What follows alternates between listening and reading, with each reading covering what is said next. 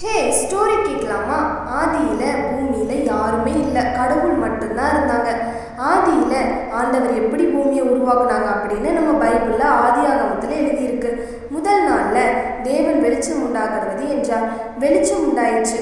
வெளிச்சத்தையும் இருளையும் தேவன் வெவ்வேறாக பிரித்தார். வெளிச்சம் நல்லது என்று தேவன் கண்டார். இரண்டாம் நாளில் வானத்தை படைத்தார்.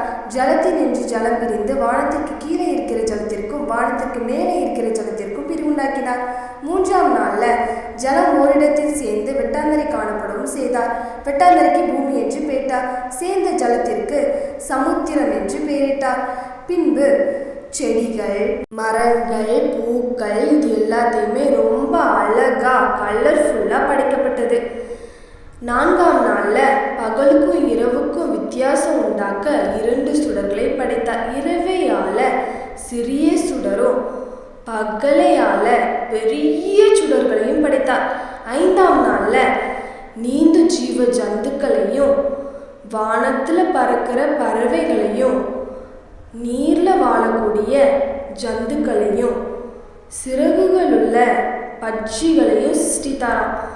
ஆறாவது நாளில் காட்டு மிருகங்களையும் சகல நாட்டு மிருகங்களையும் ஊரும் பிராணிகளையும் சிருஷ்டித்தார். பின்பு தேவன் தம்முடைய சாயலாக மனுஷனை சிருஷ்டித்தார். அவனை தேவ சாயலாகவே சிருஷ்டித்தார். ஆணும் பெண்ணுமாக அவர்களை சிருஷ்டித்தார். பின்பு தேவன் அவர்களை பலுகி பெருகி எல்லா பறவைகளையும் மிருகங்களையும் ஆண்டு கொள்ளும்படி சொன்னார். பின்பு தேவன் தாம் உண்டாக்கின எல்லாவற்றையும் பார்த்தார். அது மிகவும் நன்றாய் இருந்தது. பின்பு 7ஆம் நாளில் ஓய்ந்திருந்தார். தேவன் தாம் சிருஷ்டித்து உண்டு பண்ணின தம்முடைய கிரியைகளை எல்லாம் முடித்த பின்பு அதிலே ஓய்ந்திருந்தபடியினால் தேவன் 7ஆம் நாளை ஆசீர்வதித்து அதை பரிசுத்தமாக்கினார். தேவனாகிய கர்த்தர் பூமியையும் வானத்தையும் உண்டாக்கின நாளிலே வானமும் பூமியும் சிருஷ்டிக்கப்பட்ட வரலாறு இவைகளே.